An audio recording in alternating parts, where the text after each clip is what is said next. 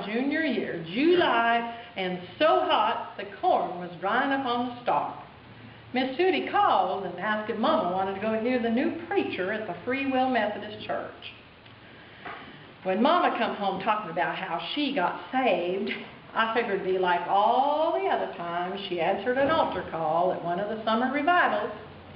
For a few weeks, she'd go around talking sweet, acting nice. She'd read the Bible every morning and she'd pray every night. And then would come a day when she'd start cussing at Daddy or the boys, and we'd get back to normal. Well, Mama wasn't bad. It's just that her folks were never church people. But that wasn't the way of it. No, sirree. She started going to church every Sunday. Then she up and joined the Free Will Methodist. But when she got my daddy going, that was a miracle right there in itself. But then they started dragging me to every healing service at the church and to churches all over the county. And I hated it.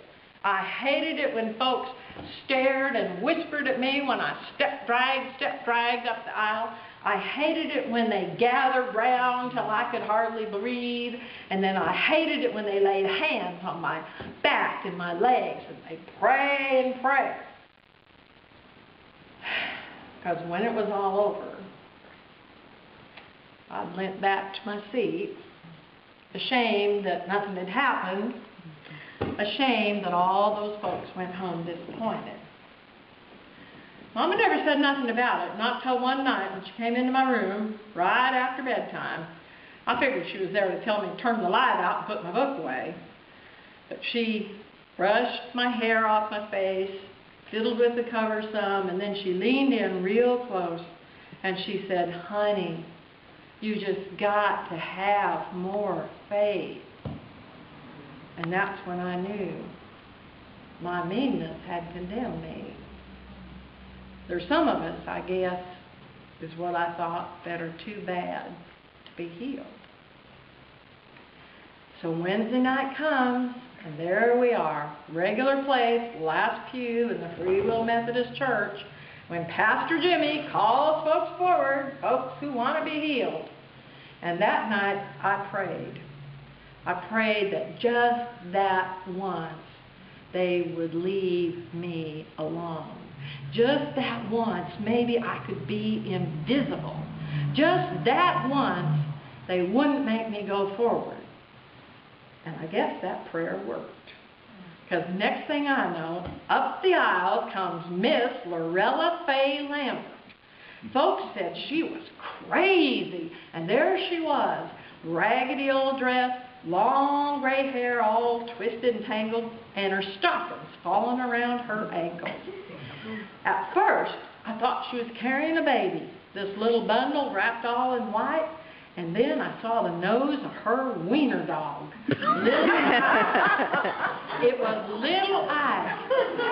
Well, that dog must have been 15 or 16 years old even then. I mean, she got him when her husband Albert died, and it was right after the war. I mean, he was named after General Dwight David Eisenhower long before Ike ever thought of running for president. She held that dog, and she walked right up that aisle, slow and careful. It was so quiet in there, you could hear that dog's raspy breathing.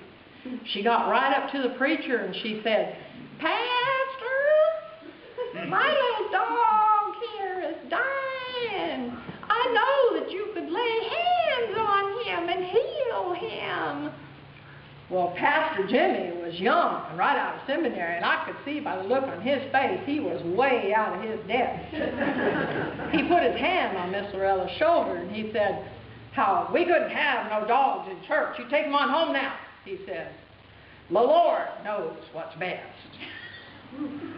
Miss Lorella looked so sad, I could hardly stand to watch her walk down that aisle.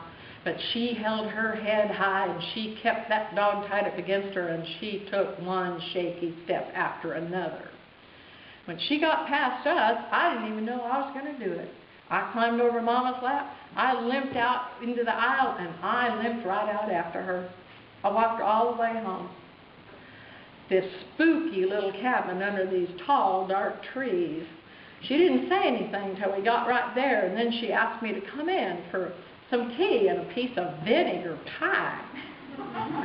Inside, her house wasn't spooky at all. There were dry bean pods and peppers strung across the rafters, a pink and purple Rose of Sharon quilt on her big iron bed, and there were rows of canned garden truck all along the wall.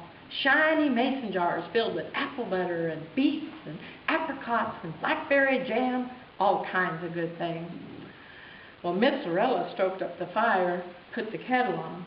We sat there a long time just sipping tea and talking, and then I said I had to go, and she said, "Katie, do you think that you could lay hands on my dog and pray for him?" I tried to tell her that I wasn't the one to be doing that, that the Lord and I were not on real good terms. But when it looked like she was going to cry, I had to do something. I didn't even know what words to use, so I just laid my hands on that old dog's head and looked up at the ceiling. I figured that's where God was. Oh, Lord, little Ike here is the only family Miss Lorella's got left, I said.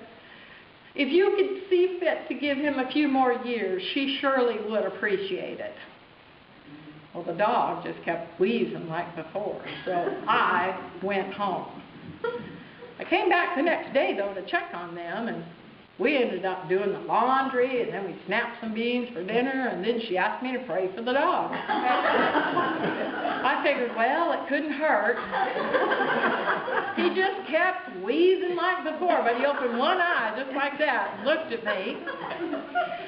After that, I went every couple of days or so. We'd do chores and visit, and I'd pray for the dog. And then one morning, I got up my nerve, and I said, "Miss Lorella, would you like me to help you wash your hair?"